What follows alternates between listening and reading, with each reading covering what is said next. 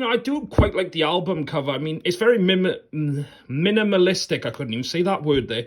Yeah, it's very simple. It's very, this is David Bowie. It's Never Let Me Down. I like the whole it's a circus kind of thing. And then there's the back, so you've got the songs, I get it's supposed to be circusy, but I don't get the whole, like I said, this album is very, very dated. It's very... I mean, I've got the remastered edition of this. I don't know. There you go. You can see that. So, yeah, I do have the remastered edition of this album. But even that, I don't think saves this album because, like I said, this is very, very... This is Bowie at his most 80s, and that's really hard to say. I mean, I know Bowie dismissed this as it's his Phil Collins years, but... Is this album really worth listening to? Well, I mean, there are some good songs on here. I mean, Day In, Day Out is a classic. Time Will Crawl is awesome. And, the title track, Never Let Me Down. But everything else on this seems a bit, I don't know, out of place. It seems a bit like Bowie at his most 80s, which is a bit weird. Most commercial, and I hate saying commercial when anything to do with Bowie. But, yeah, it just seems...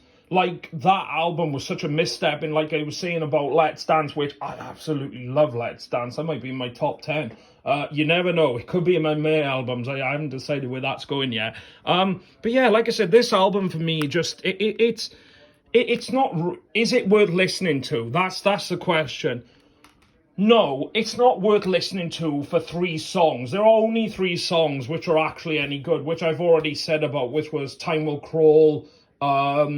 Never Let Me Down and Day In, Day Out. But this is really not worth listening to. I mean, this is very 80s. And Mickey Rourke rapping. I mean, this is a Bowie album. Who needs bloody Mickey Rourke rapping on a Bowie album? I mean, God help. Yeah, that's number 26. Never Let Me Down from 1987. Yeah, there you go. But this is the remastered edition. Again, like I said, this is not worth listening to. Is it worth buying? Like I said, if you're a Bowie collector, like I am, then you kind of do need this album in your collection because, it fills the whole of, I need every Bowie album, so that's kind of this. But yeah, this album is not worth listening to. It's not even worth mentioning. Love the album cover. I love that Never Let Me Down, but it's not worth listening to for 3 songs.